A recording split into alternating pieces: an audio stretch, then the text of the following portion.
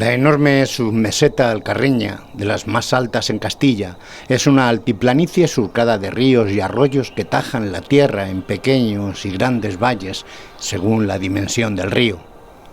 Hoy nuestro camino transcurre por uno de ellos. No es de los más grandes, pero sí de los que condensa mayor encanto. Es el valle del río Hungría, el poético río que sin demasiado caudal sí que fue un día muy cangrejero y truchero y que da vida a pequeñas poblaciones de pequeño caserío que nunca dejan de sorprender tras cruzar los secarrales alcarreños, salpicados de chaparros, encinas y olivos. Como un pequeño oasis de vida y encanto, hoy nuestra lectura sobre ruedas se hace realidad en Caspueñas.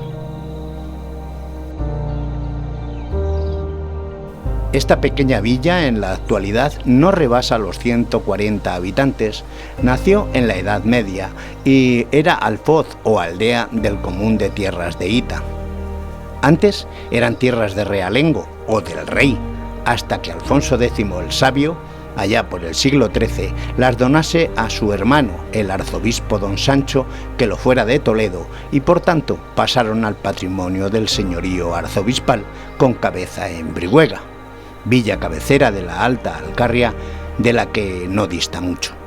Eso sí, fue apenas un préstamo, pues volvió a la corona un siglo más tarde para a su vez ser donada a Íñigo López de Orozco, señor de Hita y estandarte de la Casa Mendoza y de los duques del Infantado.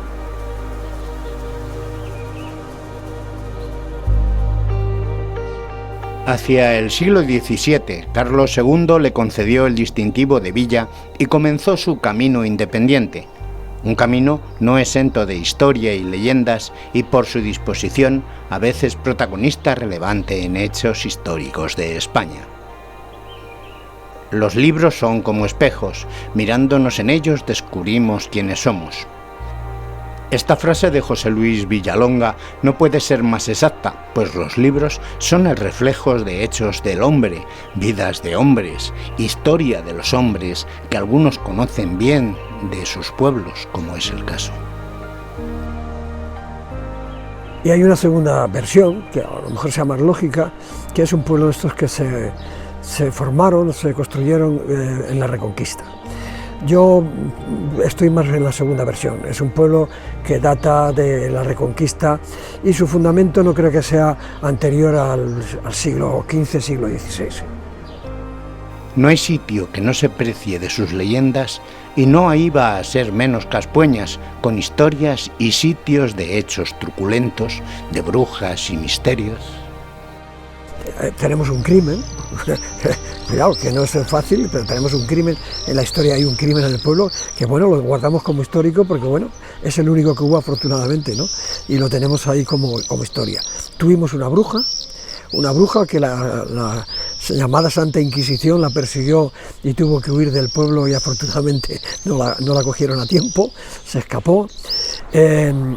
Tenemos un valle que se llama el Valle de la Degollá, así como suena Degollá, y nadie sabe por qué, pero sí sabemos, eso fueron la época de los absolutistas, hubo aquí un ejército, no sé si era de los que vinieron de Bélgica o los que vinieron de Francia, bueno, el caso es que hay una Degollá y es que a un montón de soldados les cortaron el cuello, y el valle está ahí próximo a 2 kilómetros de aquí, y se ha quedado con ese nombre, el Valle de la Degollá, porque parece ser que hubo una serie de muertos a los cuales les pasaron por las espadas y les cortaron las cabezas.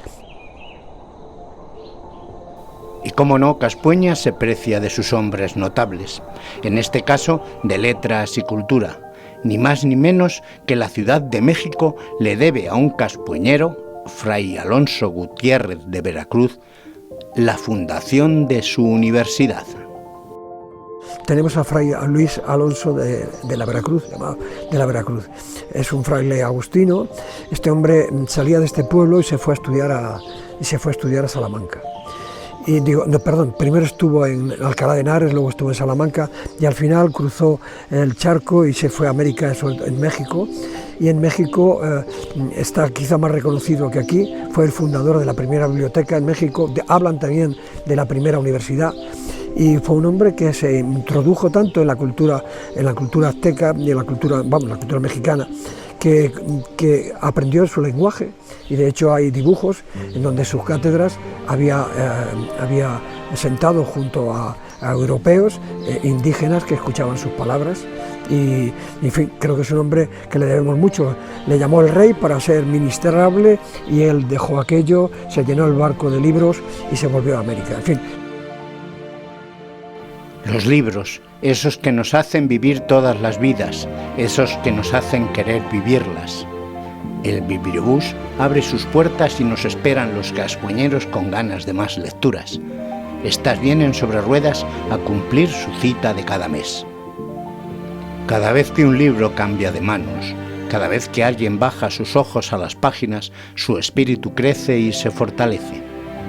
Carlos Ruiz Zafón, en La sombra del viento, refleja lo que estas gentes buscan, ese alimento del espíritu que no dan las legumbres o viandas. Una bonita fuente lleva siglos aliviando la sed a personas y reses. Ahí, en plena plaza, mostrando sus cristalinas aguas y poniendo su música de cadencia regulada por el caudal.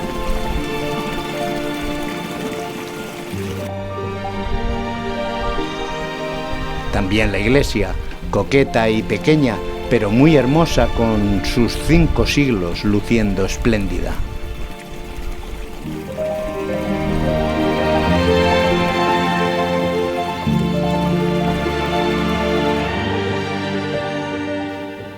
Estar solo no tiene nada que ver con cuántas personas hay alrededor.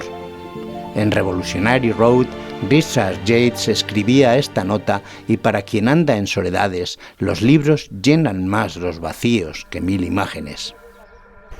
Ya hago muy poco, no hago más que levantarme y desayunar. Tengo una señora que me cuida porque, por desgracia, se me ha muerto la mujer hace 3 o 4 meses y estoy solo. Bueno, está mi hijo, pero bueno, mi hijo está jubilado, vive en Guadalajara. Leer me gusta mucho. Es un vicio como otro cualquiera, pero me encanta. Yo de la televisión hago poco caso. Telediario, algún partido de fútbol, pero leer, sobre todo leer. Veo lo que yo me hubiera gustado ser y no he podido ser. Porque mis padres no me podían dar nada. Y me gustaban muchísimo los libros, me gustaba muchísimo estudiar, pero no he podido. Y ahora, pues claro, me meto en los libros y para mí es una satisfacción enorme. Bueno, leo, estos chicos suelen venir una vez al mes y me leo 3. Pero vamos, ya ha visto usted que son gruesos, que no son de 600 páginas para arriba. Yo quiero leer cosas alegres, de amores difíciles, esos chicos jóvenes que tienen problemas para poder verse, eso es lo que más me gusta. Tengo internet, tengo el plus, tengo lo que pida, y sin embargo lo que más me gusta es leer. Yo me meto a leer y como cojo un libro que me guste es que me le como. Yo no he ido a más colegios que a este. Después, en el año de 80 o por ahí, hicieron un colegio ahí arriba. Pero aquí, nosotros, los de mi edad, no hemos ido a más colegios que a este. Adentro, estos 2 arcos estaban cerrados. Y entonces había un tabique allí que dejaba la entrada a la iglesia, y la escuela era esto poquito. Y era mixta de chicas y chicos. Fidel Torija es de Valdesat, pero aquí hace su vida y el ánimo de la lectura parece recrecido en villa tan sugerente como Caspueñas.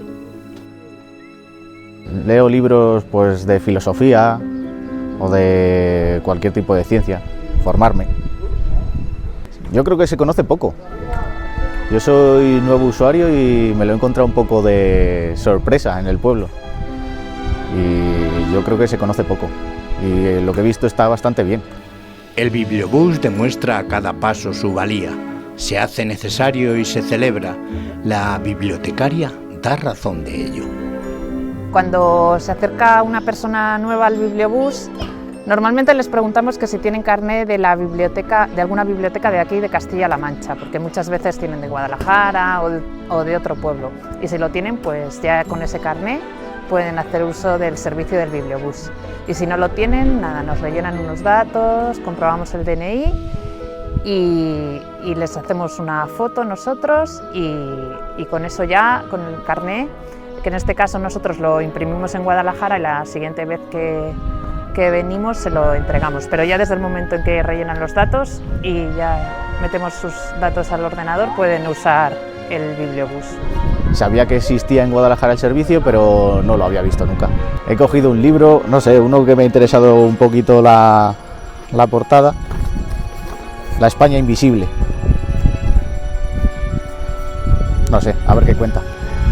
Generalmente vamos a los pueblos porque es el ayuntamiento el que nos lo demanda y cuando alguna vez alguien nos pregunta nosotros les decimos id a vuestro ayuntamiento y que sea vuestro ayuntamiento el que lo solicite, porque de hecho ha habido usuarios que han cambiado de pueblo y a lo mejor pues a ese pueblo hemos empezado a ir porque lo han solicitado a ese ayuntamiento, pero si no hay alguien a lo mejor que empuje al ayuntamiento, el ayuntamiento por sí solo no lo pide.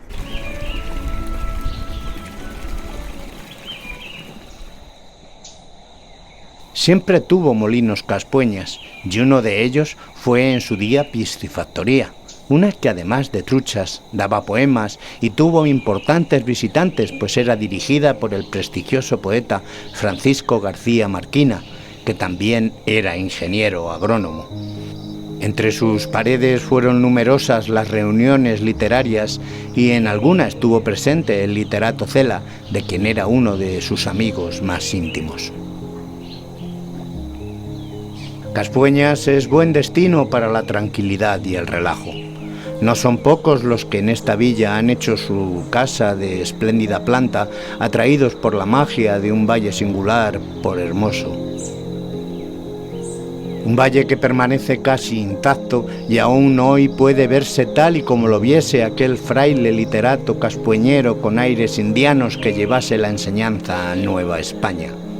Un valle que no quiere cambiar ni por él ni por sus paisanos y visitantes, con sus extremos en los altos y su templanza en la vega, con sus silencios invernales y su jolgorio en primavera y estío, con esa vida tranquila, a veces dura y de altos costes para mantenerla como fue siempre. Pero los tiempos cambian y es posible que algún día las modernidades, las necesidades que las nuevas sociedades exigen nos hagan verlo de otra forma y su vida natural se vea alterada para siempre. Es posible que algún día sus altos limpios, duros y hermosos tengan que ser contados en las páginas de algún libro. Ojalá no sea pronto.